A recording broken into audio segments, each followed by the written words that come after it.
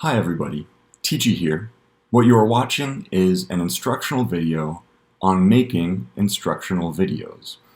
The thing with instructional videos is that they are just like what you would be teaching live, except that you get unlimited redos and unlimited revision time so that before anybody ever sees what you've made, you can make it exactly what you want it to be. So if you think about it, it's actually a lot easier than what we do on a day-to-day basis, as long as you have the technical skill to put together the video. So the goal for this video is to offer you the skills that you need in order to make your own videos, and hopefully that will result in a little bit less of a daunting experience for you and a better product for your students. So first things first, our AMS MacBooks come with two programs that you can use to create movies using the camera that is built into your computer at the top of the screen.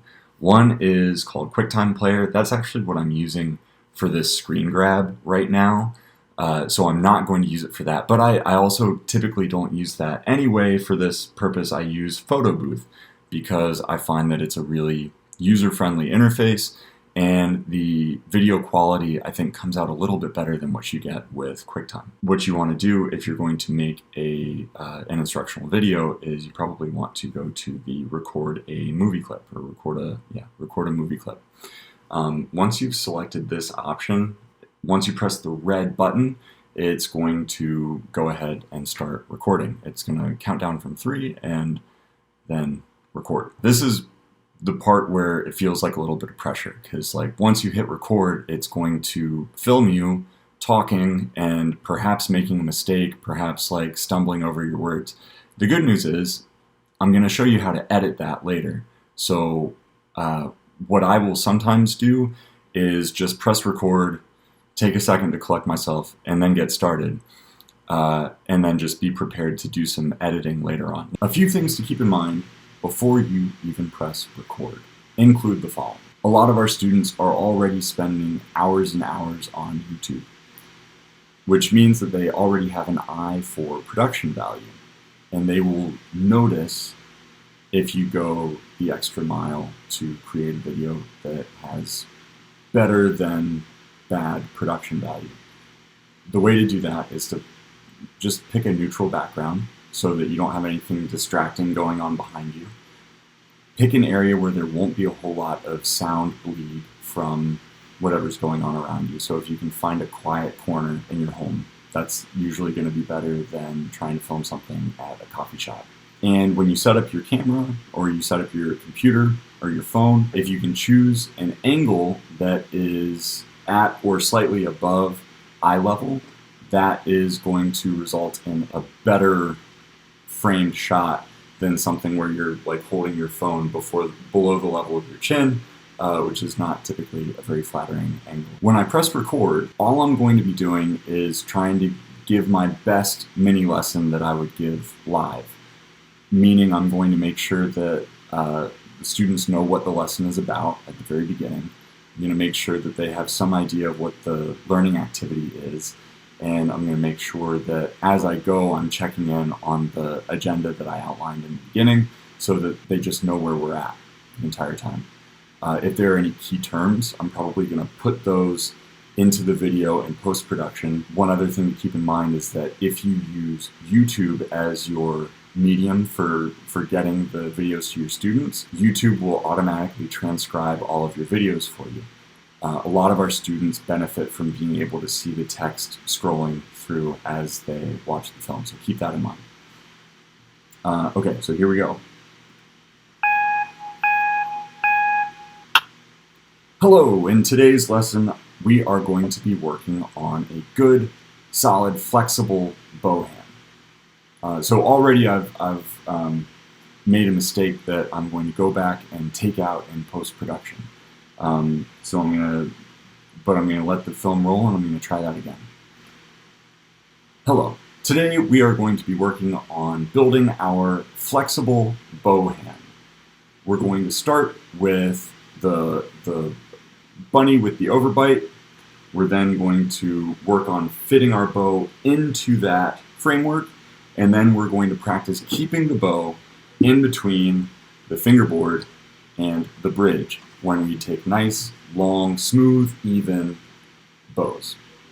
So that was my introduction, and let the students know exactly what we were going to be working on, and I kept it brief without sort of overloading things so that I didn't lose anybody, hopefully, provided I go back in and do a little bit of editing.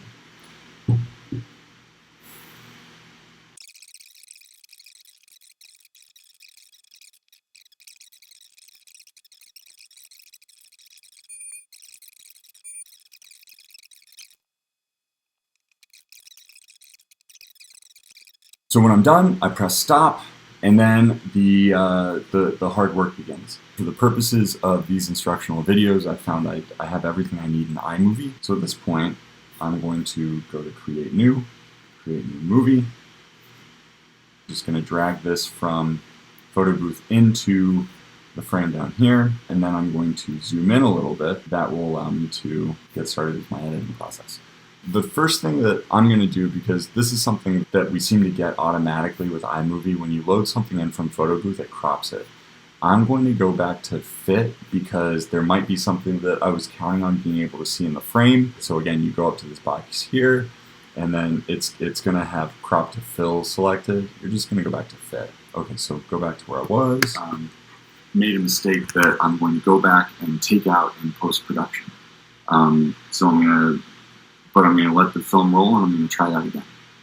Okay, so I gave myself a cue there that I needed to cut at some point. So before I start over, I'm just going to cue this up here, and I'm going to press where I want to cut it, and then I'm going to go to Command B, I think. Yeah, Command B is going to cut your film there.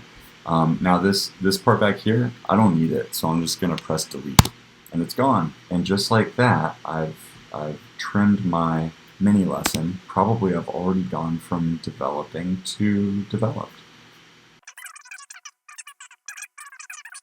Between the fingerboard and the bridge. Okay, so what I would recommend there is, if that's your agenda, you might just want to highlight those points by putting in some text, so that students see that outlined. It's the same kind of text that you would have on your board. So I'm going to put in a little text box right here. I don't remember exactly where I started this process, but I'm going to find that. We're going to start with the... Okay, cool. That's actually pretty much right where I want it to be. Bunny with overbite. Maybe put a little number 1 right there so that the students know that that's the order. So what I did was I just grabbed this title, dragged it down to where I wanted it to be. We'll see if it lasts long enough. To queue up something to play, I'm just moving the cursor over and then pressing the spacebar. Bunny with the overbite. We're then going to work on fit. Okay, so that was pretty good timing. I know that the next thing comes about right here. So what I did was I clicked this, pressed Command C to copy it, and then, okay, so Command V. Command V will do the trick. Here I'm going to put in my number 2, Bunny with bow. Okay, so then here I'll do that same thing. I'll Command V, double click here, press 3, and then we'll call this tracking the bow. Yeah, good. The bunny with the overbite. So just like that, I've got my agenda laid out. Work on fitting our bow into that framework, and then we're going to practice keeping the bow in between the fingerboard and the bridge when we take nice, long, smooth, even bows. Okay, so that was my introduction. Okay, so you already got the benefit of that aside. Bows. So what I'm going to do is press Command B here so that I can cut that. The students don't need to hear that. That was for you guys. So that was my introduction, and let this... it looks like this is where I start back up again. You can tell because that's my thinking face. So, in making your... I have a terrible speech habit where I just say "so" before everything I think is going to be good instructions. So I'm going to take out that "so" because the students don't need that. In making your bunny with an overbite, what you want to do is take these two middle fingers. They're going to go over your thumb. Now notice my thumb is bent this... So that's where I get started with talking about the bunny with the overbite. So I'm going to take this, copy it, and move it over here again so that the students know that that's what I'm talking about. So if they're pressed for time, what they can do is just scroll through the video and look for this marker that's now on the screen. If they're like, I understood everything except for the bunny with the overbite, then they can go back and find that. In making your bunny with an overbite, what you want to do is take the... So again, as you go through the video, you're looking for any spans of time where you are having to stop to think. You're looking for any ums or likes that are causing this video to be too long. And it looks like I've got one of those right here. Now I gotta think the metaphor. Oh, yeah. Always cut your metaphor thinking time. Give them the option. If you can hear something that you said leading into a point and then hear yourself repeat it later on, then chances are you can just... Speaking around it, you don't want to feel like you're holding a piece of paper. So you end up with some weird cuts when you do it like this, but I've never heard a student complain about that. I have heard students complain about videos taking too long. So I would say don't worry about the weird cuts.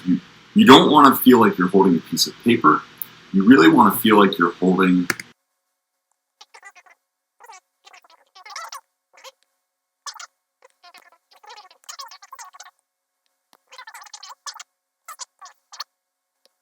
Okay, when I make videos, I'm always aiming to go under 5 minutes.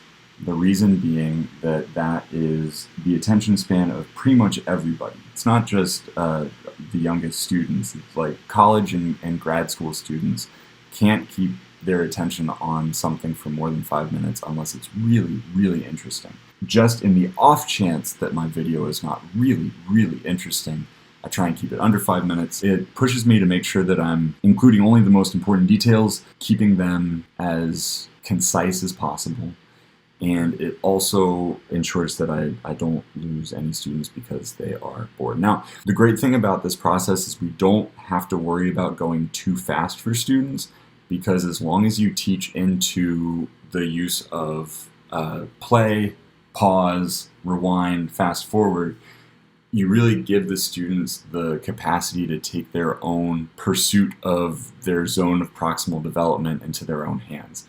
They only have to go as fast as they are able to go, but if they are finding themselves getting bored because they know the stuff that you're going over, they can always just jump ahead to where they are challenged again. Once you have finished your editing, and I didn't go through all of this because this isn't actually a video I'm going to show students, but once you've finished your editing, in order to finish it off, you go to Share, you go to File. You want to give it a title, Behold. I always just get rid of as much metadata as I can, get rid of the tags. Probably you can just use the default for resolution, or you could drop down to 540. It doesn't need to be really high quality. Let's make it medium quality, and let's compress faster. So this is now a smaller size, which means it's going to export faster, and it'll be easier to get it up on YouTube. So saving it, up in the upper right hand corner, this shows you the progress for exporting your video. If you do not have a YouTube account, it's very easy to set one up, and there are plenty of people who will show you how to do that much better than I can on YouTube. And with that, I think that's probably all you need to know about the basics of making instructional videos. Thanks for hanging out.